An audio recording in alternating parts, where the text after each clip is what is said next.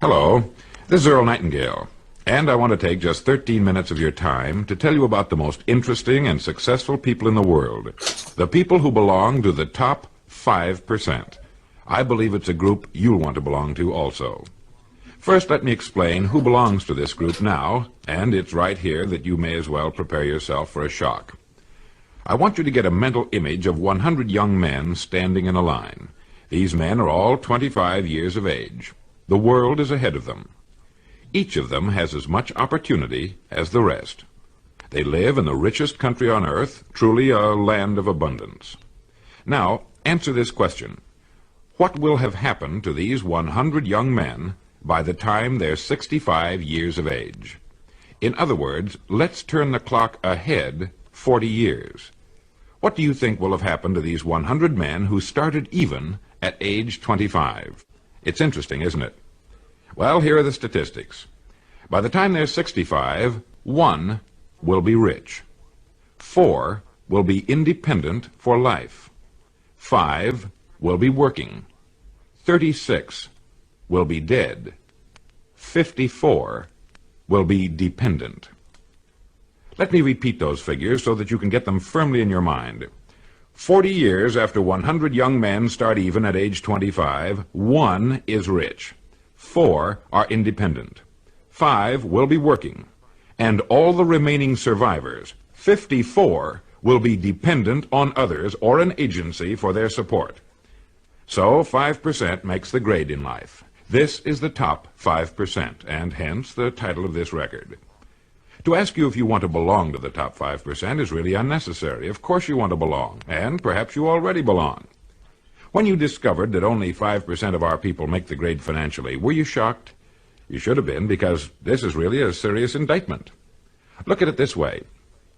If you practiced playing the piano 8 hours a day, 40 hours a week, 50 weeks a year, for 40 years, I know you'll agree that you would be an accomplished pianist. Or what if you practiced anything, 8 hours a day, 5 days a week, 50 weeks a year for 40 years? Medicine, law, selling, agriculture, teaching, carpentry, writing, anything at all. In 40 years, you can become an expert at anything, right? Of course.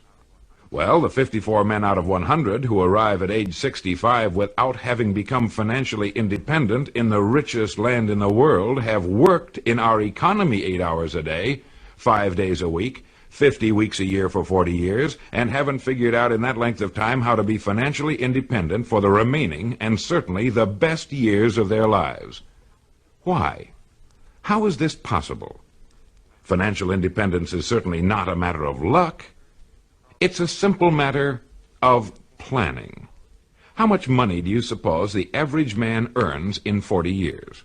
Well, going by present statistics, a man of even very average income should earn in excess of $200,000. That's a fifth of $1,000,000. That's a fortune. Where does it all go? Well, while you're pondering this question, let me tell you what the experts say. They say that only 5% makes the grade because that's the group that does not conform. That's the group that does not follow the crowd. Let's take a quick look at conformity today and see what it can mean. If we conform, that is, if we act like everybody else, the odds are about 95 to 5 that we'll miss the boat too. Why do people conform? Well, not too long ago, the great Nobel Prize-winning Dr. Schweitzer was asked in London, "Doctor, what's wrong with men today?" And the great doctor replied, "Men simply don't think." And that's the answer. Men conform because it seems like the easy thing to do, and because they've been taught to conform. From the time they were born, all through school, they were told what to do. They wanted to be liked, to belong to the group. They dressed, played, and acted like the other children. They didn't want to be different because children are sometimes cruel to those who are different. They spent, let's say, at least 18 years learning to conform to their group. Then came the service. Again, they were told what to do. Again, they must conform. Suddenly, a man is out of service, out of school, and on his own for the first time. Now, what's the most natural thing in the world to do? Right. It's to look around and see what the other fellows are doing. Since we've always been told what to do, why should we start thinking for ourselves at age 25? So he gets a job, and again looks around to see how the other fellows are doing their jobs. Now, since it seems to be a part of human nature to do no more than a person has to in order to get the weekly paycheck, again he conforms. Now, we know he has 40 years to become great at what he does. Plenty of time. But does he do it? Not if he follows the crowd. Not unless he decides to join the top 5%. If we follow the crowd, we haven't got a chance. If we think independently and follow our good ideas with action and stay with it, nothing in the world can keep us from succeeding. Now, if you don't mind turning this record over, I'll tell you how you can become financially independent. How you can see to it that you'll never have to worry about an income again as long as you live. Now let's look at the big picture calmly and analytically. Since statistics prove only 5% makes the grade financially, in a country where there's more than enough to go around, all the rest must be doing something wrong. And what do the leading educators and experts say is wrong with most people today? They just don't think for themselves. They simply do not look at life as a complete thing with a beginning, a middle, and an end. Well, it's obvious then that if we don't want to conform, because by conforming we miss the financial boat, we must think. We must think now, before it's too late. There are only two things that can contribute to financial success. The first is the work we do for a living, and the second is the amount of money we save, since it's only by saving money that it can be accumulated and put to work for us. You see, by logically following the whole thing through, step by step, we get rid of all confusion, doubt, and guesswork, and we're left with two jobs that anyone can handle. One, the work we do for a living, and two, the money we can save. Now let's take them in order. First, the job. Naturally, I have no way of knowing what it is you do for a living or what your circumstances happen to be. But more than 20 years of research have proved one thing. No matter what your job may be at this moment, it holds the key to your future. It contains the road to greatness if it's handled in a certain way.